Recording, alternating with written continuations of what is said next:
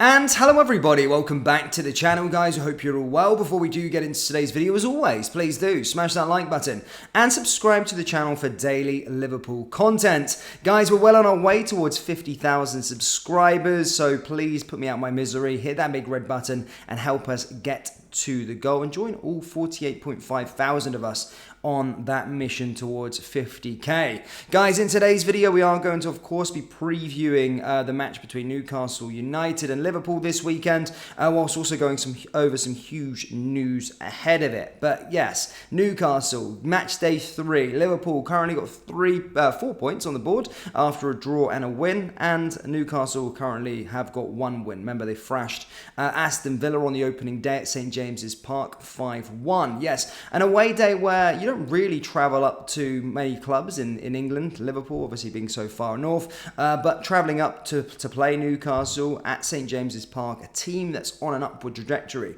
look really good, fantastic over the last 18 months, the rise that they had since the sort of Saudis bought over them. And again, they've not really gone and done a Manchester City or a PSG and spent crazy amounts of money. They've recruited well. They've got a young coach that's getting the best out of their current crop of players. And again, they've recruited well again over the summer. Sandro Tonali, Harvey Barnes, Livramento, Lewis Hall. That all just makes them a lot stronger. Their last game, of course, was against the champions, Manchester City, away from home. They lost 1-0. Certainly not disgraced. I felt that Newcastle didn't really show up for the game, to be perfectly honest with you. And I think they probably could have done a lot better if they had shown up for some reason. But having said that, against the treble winners, away from home, and again, they didn't disgrace themselves. And it's a team that I do think are going to have a very good campaign. They're a team that are going to be challenging for that sort of top 5 Champions League places. And it's a team where Liverpool, of course, need to try and beat off and make sure that they win this game, or at least get a draw away from home at St James's Park, because I think St James's Park is going to become a top 5 ground where we look at it like a Stamford Bridge, we look at it like an Old Trafford, we look at it like an Etihad, where you go, actually getting a point there isn't too bad. But of course, as a Liverpool Football Club, you should be going out to try and win games, most certainly. Now, there is some huge I will go through a bit more on the sort of game preview, go through some match facts and all the rest of it, but there is some huge news of which we need to share with you ahead of it. Of course, the Mo Salah saga was ongoing yesterday, of course, with the links to Al Ittihad, and basically reports have came out that stating that the Saudi side are going to be pulling out all stops to try and land Mo Salah this summer. Of course, naturally, Jurgen Klopp's going to be asked about the situation within the press conference, and basically said that Mo is 100% committed at the time of recording, which is great to hear. Of course, we know that Mo is, and usually the agent rubbishes it. Again, I haven't seen anything from the agent just yet. But yeah, of course, he's going to come out and say that he's committed, and I don't question Mo Salah's commitment. He's professional and he's absolutely fantastic and all the rest of it. But basically, you know, he has came out and said it's obviously difficult to talk to the media stories because there is nothing to talk about from our point of view. There is nothing there we would absolutely know. So basically, there you go. And then he went, Mo is 100% committed to LFC. So that's all we need to know at this moment in time. Mo is committed. Great. There's about a week left to go with the transfer window, and then, as I said, we can hopefully bury it. Now, if this was a Barcelona, if this was a Real Madrid, we'd be like, okay, whatever, right? They're not going to be able to meet the asking price. It's buried. However, as I said, this transfer window carries on for an extra week than England and Scotland and all the rest of it. They've got an extra week worth of transfer business, the Saudis. So we could have this saga going on for 2 weeks. And as I said, they have deep pockets. Sky Sports have also came out this morning as well, stating that they have a list, and the players they want on that list, they're going to do absolutely everything to get him. So as much as I say Klopp, and as I say I believe him, I know Mo is of course 100% committed, and that's absolutely fantastic. Great for him, great for the club, and great to have him on board, especially for the rest of the season, because he's world class. He's honestly amazing.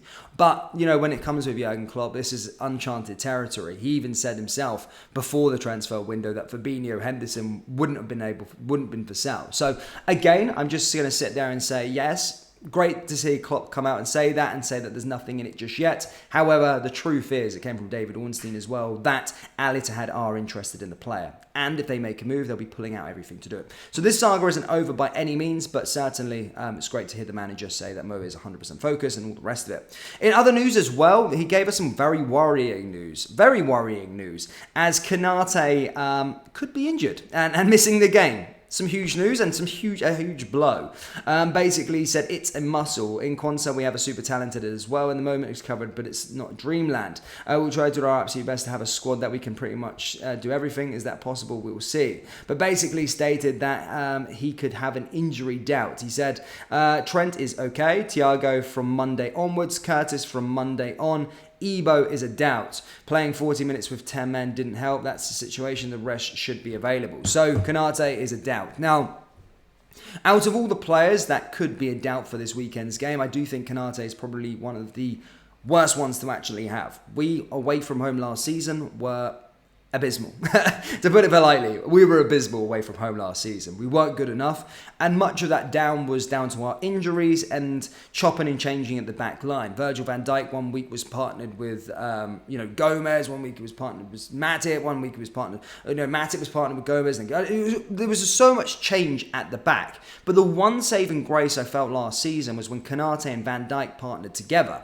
And now, again, they've been fantastic this season, and now he's out, which probably see Joe Gomez come in, which is fine. He's a decent player, Matip, whatever.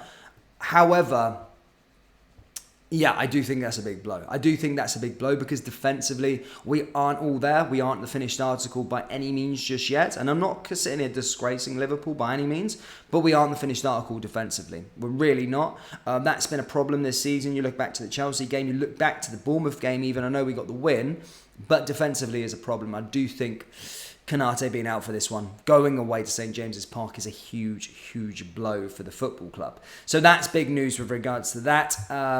Yeah, I'm not overly keen with that news at all. Now, with regards to the actual match preview itself, as I said, Newcastle high flying, doing very well at the moment under Eddie Howe, recruited well in the summer.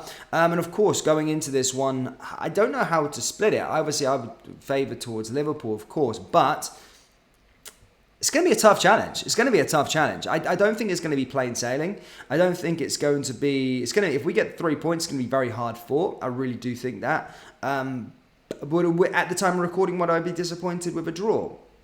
I would probably take a draw away from home. However, obviously, you want to go out and win. But I think it's going to be a tough game, especially with Konate out injured. I genuinely do think that.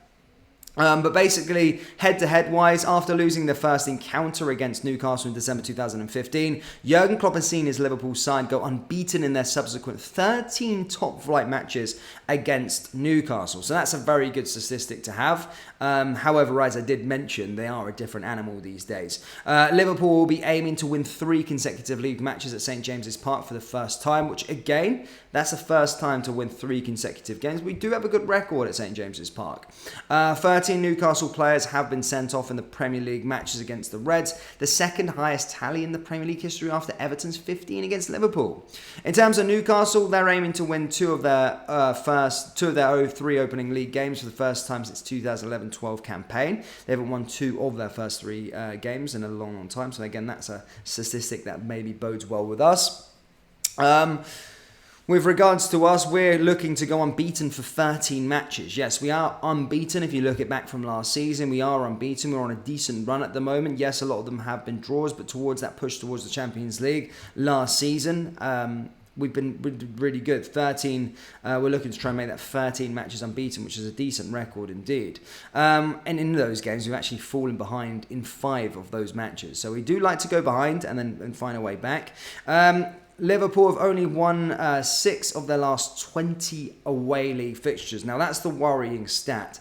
We've only won 6 of the last 20 away league fixtures. That's what I was talking about. Away from home last season, not so good. So hopefully we can put that statistic to bed. Last season, Liverpool lost 5 away matches against the other teams that finished in the top 6, with the only exception a 2-0 win against at St James's Park. So obviously we got the win at St James's Park last year. However, away from home against the sort of quote-unquote Champions League teams, not good. So hopefully, again, looking to try and put that stat behind us. But either way, there is... I mean, look, making this video, I do think is a blow. I do think it's a blow having Konate out, I really do. But, you know, got to go out there and try and get all 3 points. And I think Liverpool can. I'm going to go for a score prediction of 2-1. 2-1 to Liverpool. Or 1-2, whatever way you want to put it around. 1-2 to Liverpool, I think it's going to be. But that does bring us into today's video, guys. As always, do let me know your thoughts down there in the old comment section below. Score predictions, let me know down there. And of course, do check out our channel sponsors, Slick Gorilla. It is a hair product that I currently use to style my hair. So if you like the way I do it, you know, Harvey Elliott styles his hair with the product. It's unbelievable. It's my go-to, honestly. So do, you know, they're giving away 15% off all products to LFC News viewers. So do go down into that link in the description and browse the collection. It's really top quality, guys. You'll never ever change from this hair product. Genuinely. Once you go with it, once you go to Slick Gorilla, you never go back to anything else. But guys, thank you. That brings us into today's video. As always, please do smash that like button and subscribe to the channel for daily Liverpool content. Thank you, guys. Take care. Peace.